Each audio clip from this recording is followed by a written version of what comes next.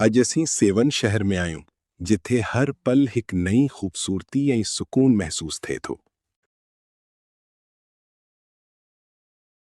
ही सेवन का बाहर आया वदा जो ऊंदे शहर का पोई साइड दरिया थे तो ही सॼी टीम सां गॾु असां दरिया ते आया आहियूं घुमण ऐं माशाल्लाह तमामु बहितरीनु सीनरी आहे ऐं इंजॉय करे रहिया आहियूं। हे असांजो बचल शहर भाउ हेॾां गुलाम कादिर मला ऐं ओ दरिया ऐं ओ हे दरिया हलो हाणे पाणी घणो अचो माण्हू हलजो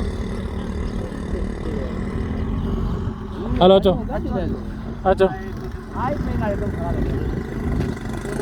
अज असां शहर जे ॿिए पासी लॻभॻि 2 किलोमीटर अॻिते वधी दरियाह ते वियासीं। दरियाह जो मंज़र ॾाढो हसीन हो। थधड़ी हवा हलंदी हुई ऐं माहौल बिल्कुलु पुरमन लॻी रहियो हो। असां हिते कुझु ख़ूबसूरत लम्हनि खे कैमरा में क़ैद कयो ऐं दिलि सां लुत्फ़अंदोज़ थियासीं। ही ॾींहुं असांजी ज़िंदगी जो हिकु यादगार ॾींहुं बणिजी वियो। पंहिंजो पाण संभालियो ऐं गैर माण्हू अची असांजी सिंध खे गरीब माण्हू हरदा ऑनलाइन गेमनि खां बचो। तमामु धोखो आहे, कुझु ई कोन। बचल भाई चई रहियो आहे त ऑनलाइन जुआ खेॾण खां पासो करियो। ही रुगो वक़्तु ज़ाया नथो करे पर अव्हां जे पैसनि ऐं मुस्तक़बिल लाइ बि नुक़सानकार थी सघे थो। शुरुआत में इहो रुगो हिकु रांदि लॻे थी पर आहिस्ते आहिस्ते इहा आदत बणिजी वञे थी जेका कंट्रोल खां ॿाहिरि थी सघे थी। घणा माण्हू पंहिंजा अहम वसीला वञाए वेहनि था ऐं पोइ परेशानी में मुब्तला थियनि था। इन्ही करे बहितर आहे त पंहिंजो वक़्तु सुठनि ऐं फ़ाइदेमंद कमनि में लॻायो, जीअं सिख्या, कमु या पंहिंजी फैमिली सां वक़्तु गुज़ारणु। सम्झ सां फ़ैसिला करियो ऐं पंहिंजी ज़िंदगी खे महफ़ूज़ रखो। ही तमामु प्यारो नज़ारो आहे दरिया सिंध जो। वणकार आहे, प्यारी मौसम आहे, प्यारा सिंध वासी हो। हिते मां ॾिठो त पठाण ट्रकूं मिटीअ जूं भरियूं पिया वञनि। असांजा सिंधी ईअं वांदा बीठा आहिनि रुगो होटलनि ते। वॾा टोप पाता पिया अथनि मूं वांगुरु, मुठ ते सिगरेट अथनि, कम खां ॿरो। महिरबानी करे सिंध वासियो पंहिंजे बचनि खे तालीम ॾियो ऐं पाण महिनत कयो त जीअं अॻिते वधी सघो। गुलाम कादिर चई रहियो आहे त असांजा सिंधी भाइर महिनत कनि ऐं पंहिंजो वक़्तु ज़ाया न कनि। होटलनि ते वेही वक़्तु वञाइण बदिरां कुझु सिखण ऐं कमु करण ते ध्यानु ॾियो। महिनत ई कामयाबी जो रस्तो आहे। अॻिते वधो ऐं पंहिंजी ज़िंदगी बहितर बणायो।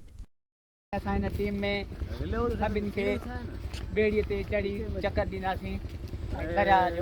ए सिंधी भाइरो, जेकॾहिं सॼो ॾींहुं होटल ते वेही चाहि पींदा रहंदो त कामयाबी पाण अची न मिलंदी।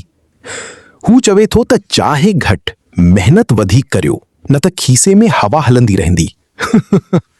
दोस्तनि सां वेहणु सुठो आहे पर हर वक़्तु होटल ते वेही रहणु को फ़ाइदो नाहे।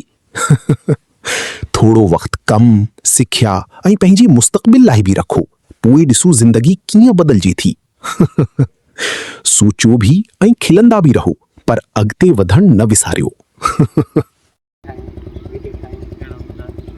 असांजो चाचो थकिजी पियो आहे, हिन हाणे दरिया जो हथ मुंहुं धोराईंदासीं।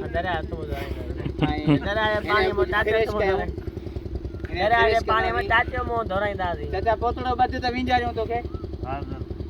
अचो अचो, फ्रेश थियो। वरी पंधु करिणो आहे 3 किलोमीटर ताईं पंधु करे आया। ऊंदे शहर खां फिरंदा फिरंदा अॼु मंजती खां फिरंदा सॼे सेवण खां ॿाहिरि सिधो दरिया ते। मुंहिंजा सजण आहिनि कन दुश्मन 3 कलाक पंधु कयो आहे। जिस्म गरम पिया चाचा पाणी में रहो त तोखे ॿेड़ियूं पीछे अधरंगो थी। असांजी ज़िंदगी जो हिकु यादगार ॾींहुं बणिजी वियो जंहिंखे असां कॾहिं बि वसारे न सघंदासीं। असांजी हिन सफ़र में जेको सुकून ऐं ख़ुशी मिली आहे उहा लफ़्ज़नि में बयानु करणु ॾुखियो आहे। सेवन शहर जी हिन पासी जी ख़ूबसूरती वाकई ॾिसण जहिड़ी आहे ऐं हर कंहिंखे हिते अचणु घुर्जे। आख़िर में मां पंहिंजे सभिनी दोस्तनि जो दिलि सां शुक्रिया अदा करियां थो जेकी हमेशह असांखे सपोर्ट कंदा आहियां। महिरबानी करी असांखे अहिड़ी तरह सपोर्ट कंदा रहो। पेज खे फॉलो करियो, लाइक करियो ऐं शेयर भी कंदा रहो। इंशाअल्लाह असां तव्हां लाइ वधीक सुठा ऐं दिलचस्प वीडियोज़ आणींदासीं।